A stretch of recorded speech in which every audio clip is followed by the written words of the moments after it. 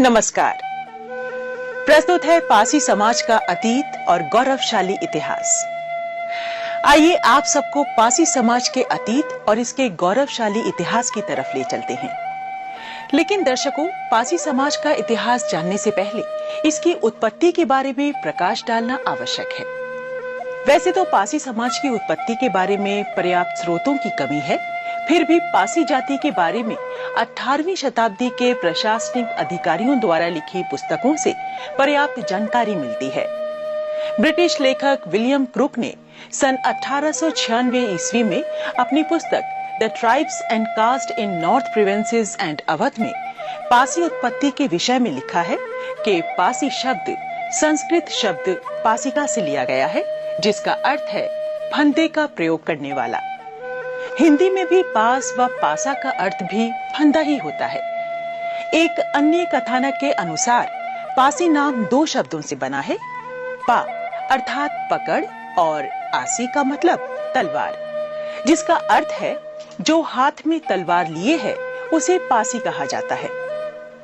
पासी एक मार्शल समुदाय है जो राजाओं की सेना में भी होते थे और पूरा समूह एक लड़ाकू कौम थी। विद्वानों के अनुसार पासी जाति के लोग आदिवासी मानव के रूप में भी जाने जाते थे, जो रस्सी या फंदे के सहारे ऊंचे ऊंचे पेड़ों पर चढ़ने व मछली या जंगली जानवरों को पकड़ने का काम करते थे। आज भी कुछ राज्यों जैसे बिहार, बंगाल, झारखंड में ये ताड़ी निकालने का कार्य करते हैं। कुछ हास्यास्पद लोक कथाओं के अनुसार कहीं परशुराम के पसीने से उत्पत्ति तो कहीं बहादुरी के अनुसार कुछ अन्य कथानक प्रचलित हैं। सिंधु घाटी सभ्यता काल में आर्यों के आने से पहले अनार्य लोगों का कार्य शिकार करना व खेती करना था। एक अन्य कथानक के अनुसार पासी जाति की एक उपशाखा है महापासी, जो पासी समुदाय के घर जाकर अपने राजाओं की वीर गाथाओं को सुनाया करते थे। इस वीर गाथा गीत को पवारा कहा जाता है। पासियों की एक प्रमुख नृत्य शैली और वाद्य यंत्र है। वाद्य यंत्र में डमरू, हुड़क या दनकी होती है। प्रमुख नृत्य तांडव नृत्य होता है जो युद्ध गीत के साथ गाया जाता है, जिसका सार होता है हुंकार भरकर आक्रमण करो और मुक्का मारकर आगे बढ़ो। तो आइए दोस्तों, जानते हैं कि पासी समाज कितनी उपजातियों तथा उपनामों में बटा है।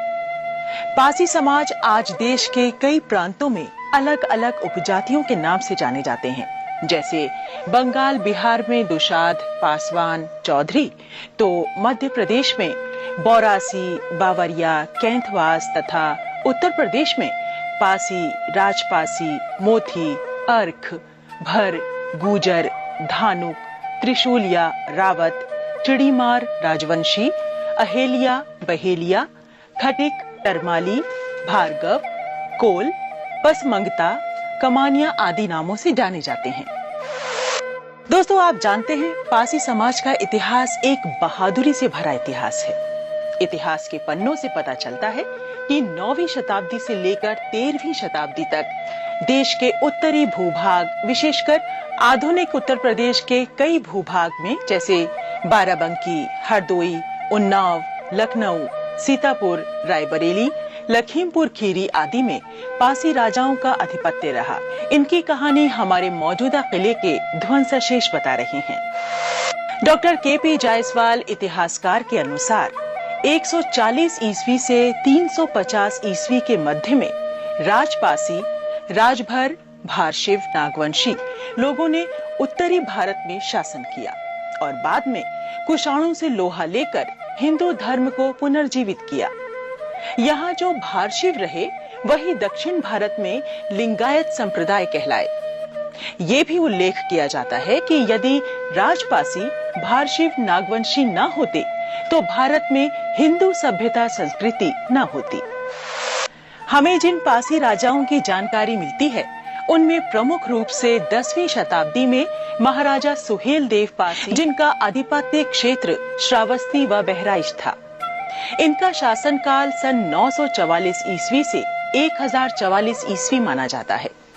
उन्होंने काबुल के बादशाह के पुत्र सैयद सालार मसूद गाजी को लड़ाई के मैदान में मार गिराया था, जिसे गाजी मियां के नाम से जाना जाता है।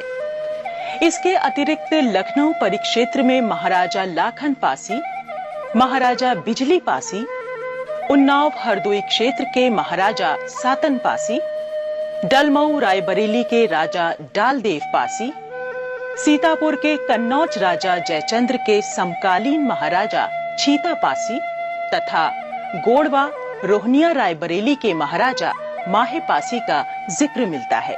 इसके अतिरिक्त सीतापुर के खैरा पासी, लहरी पासी बाराबंकी परिक्षेत्र के राजा गंगा बख्श रावत का उल्लेख मिलता है। आइए दोस्तों, भारत की आजादी में पासी समाज का क्या योगदान रहा, उसके बारे में चर्चा करते हैं।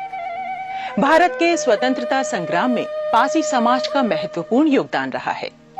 देश की रक्षा के लिए अनेक पासियों ने अंग्रेजों के आगे झुकना अपना अपमान समझा तथा आखिरी दम तक मातृभूमि की रक्षा के लिए अपने प्राणों की आहुति दे दी।